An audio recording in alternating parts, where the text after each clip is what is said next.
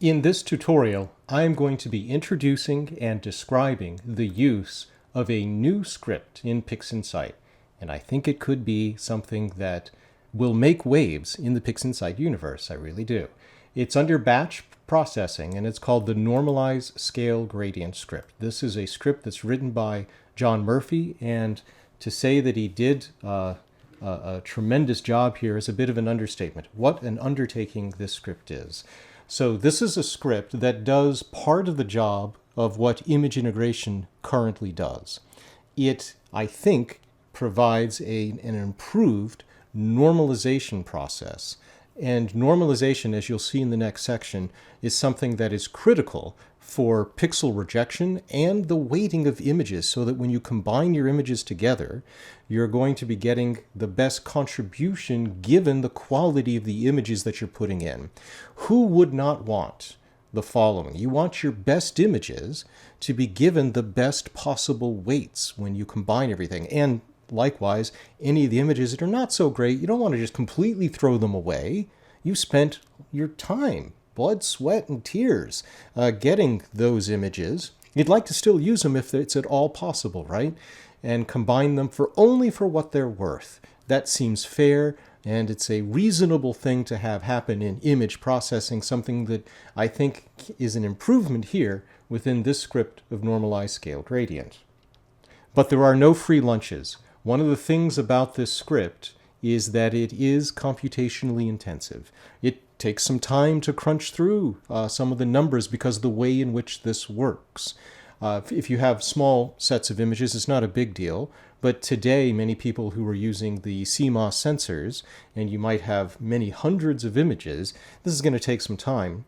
But in my mind, it is justified because the production of optimally combined images is a huge benefit. And it's what exactly we're going for when we do image processing. So what does this script provide? It does a number of things. By normalizing the images in the best possible way, you get better pixel rejection, which means you will be able to reject better satellite trails, cosmic rays, anything that is spurious within the images. You will also get simplified gradients because of the way in which this works. And then closest to my heart is that the weighting of the images is done in a way that is less affected by some of the things that unfortunately can affect the default method that is available in image integration through noise evaluation. So hang on to your seats. Let me introduce the normalization idea of what that means, and then I'll demonstrate how to use the script and how it works. I'm going to describe kind of a primer or an introduction to the idea of normalization, and I'm going to do it in this kind of abstract picture-like method, just so you can have something to visualize this information we can use when we look at the way in which a normalized scale gradient, the script, does its job. The idea is that if each of these lines represents an image of the sky, of something, an image has light, right? And that light can come from different sources. And one of the ways that you can describe images is you can describe the amount of light that's basically coming from the sky. And then you can also describe the amount of useful signal, that is the stuff that you're trying to observe, the stars, the galaxies, and things like that. One of the worst case scenarios is that when it is daytime, all we see is the sky. It overwhelms everything. So if we take a picture during the day, we don't see the galaxies and the stars, the other stars, other than the sun. But at night, of course, we have a much lower contribution of the sky. And then we also have the signal that we're trying to, the useful stuff, the interesting stuff that we're trying to measure. Now, sometimes it's hard to differentiate between the two. And one of the things that we need to do in order to do two things, one is to reject outlying values. This is to reject all of the spurious data. That might be cosmic rays, it might be airplane, satellite trails, just fluctuating values that are outliers we need to get rid of. So there is this process of normalization that's important to allow us to do that job. We also need to normalize images in order to understand and give them the proper weights to have them to contribute to the amount that they should in the weighted mean, in the average that we're going to create once we have combined all of the data. Now, what I'm describing is the process that takes place in image integration. Normalization is a part of the image integration process. But we are going to farm out, we are going to take one part of what image integration does outside of the process, and that's what the normalized scale gradient, what it does. It does part of the image integration routine, and this part that it does, this normalization, it potentially does better, and that's what I'd like to show you, either why or persuade you or to indicate that it does give a different answer, and I think that that answer can be better than the default of what image integration does. Okay, so here is the primer. If you imagine that each of these little sticks represents, maybe we have the sky is the blue stuff, the background brightness, if you will, and then we have this kind of beige orange stuff, which might represent the signal. What we need to do in order to reject values is we need to make these images all equal to one another in some way. Because if I just did a rejection of pixel values now, it's going to look like this, say this image right here. This one looks like an outlier compared to the average of all the other images, right? So we might be rejecting values in this image only because, do you see how bright the sky is in this image? Maybe the moon is in the sky. And so you have all values in that image are much brighter than all the other values, maybe when you took data when the moon was not in the sky. And if you just naively try to apply a pixel rejection algorithm without adjusting the images in some reasonable way, you're always going to reject the images that have a brighter background, say due to the moon. Of course, you don't want to do that. So one of the ways in which you do this is you remove the contribution of the background that is different than some reference. So normalization is a process that always has a reference image. It's a relative process.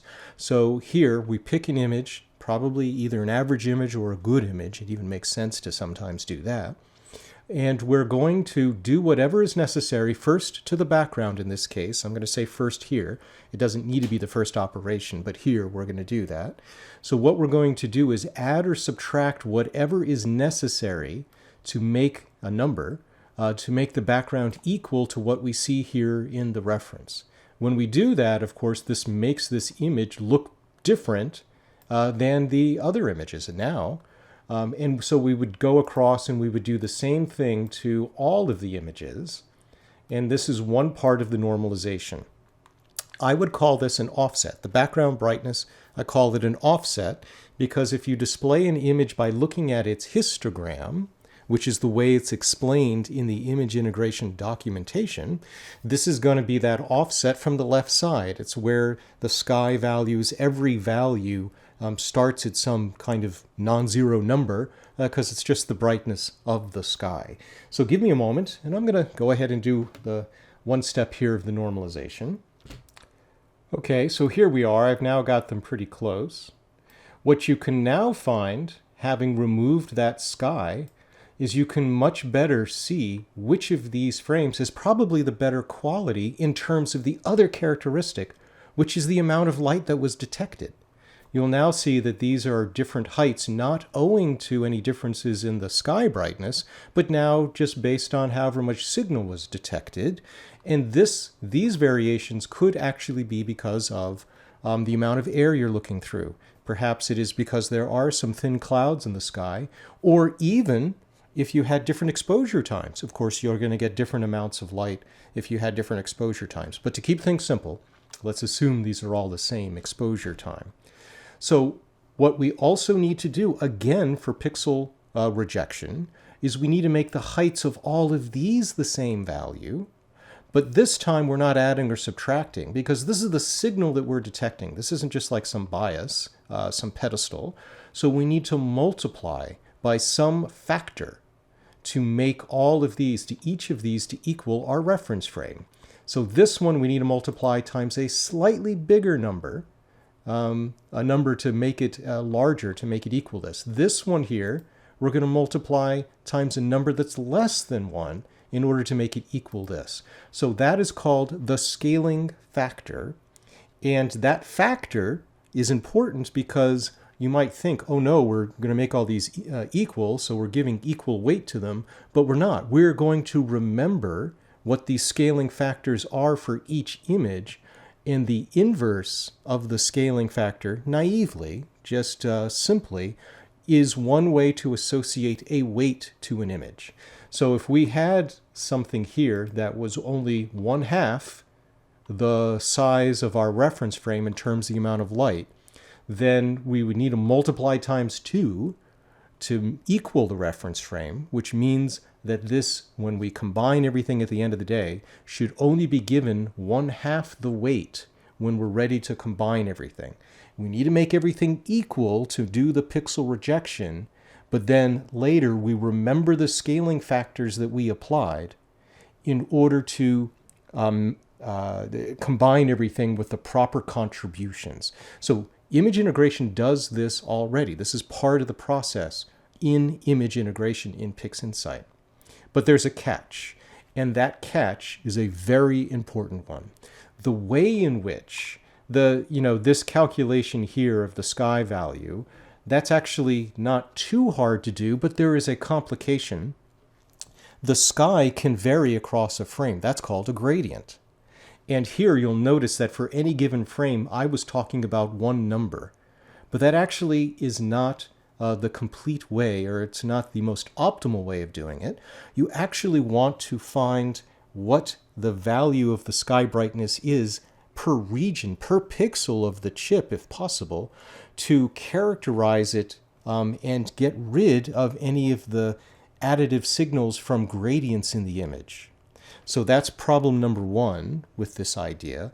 But problem number 2 is that image integration calculates this scaling factor not by looking directly at the light. It's not measuring light in a small sample in the image. Instead, it does a statistical measurement that is related to the amount of signal, but unfortunately that measure is degenerate. It will show you that you have more signal either if you actually detect more light from your galaxy or your stars, but also if the sky brightness becomes larger.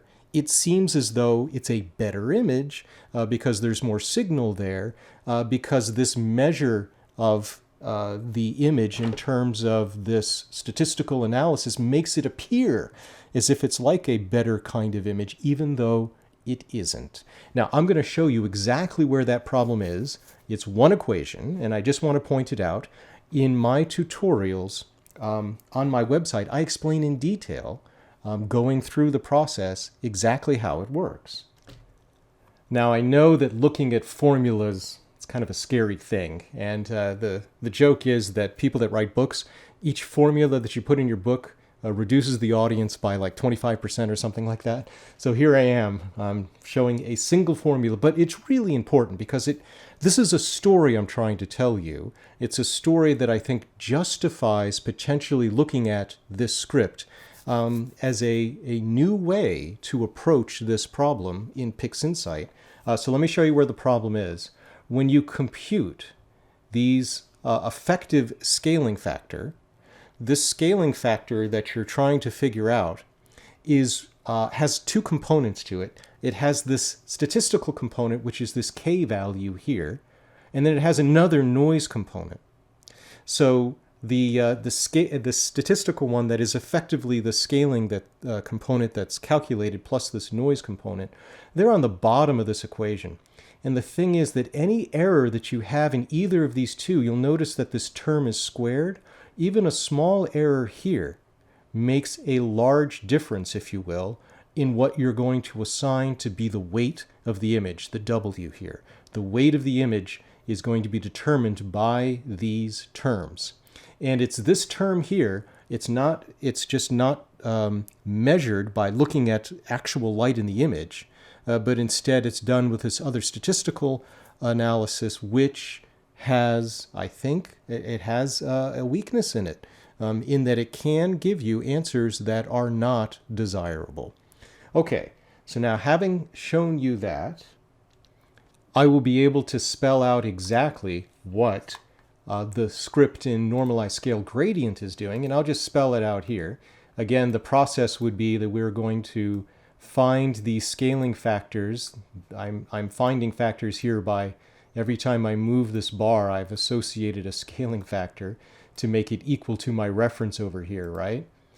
So once you've done that, you've done all the work, and the way that it's done in NormalizeScaleGradient is that this is determined by doing stellar photometry. You actually put little circles around the stars and you measure the stars in the image. That isn't looking at a statistical way of doing it. It also still uses that same formula that I showed you here. It's still using the noise calculation, which is robust, but it's doing a different method. NormalizeScaleGradient is a different method of calculating that scaling factor from image to image that I'm showing here. And that makes this a different way of approaching the problem, and it can be a much more effective way of handling it.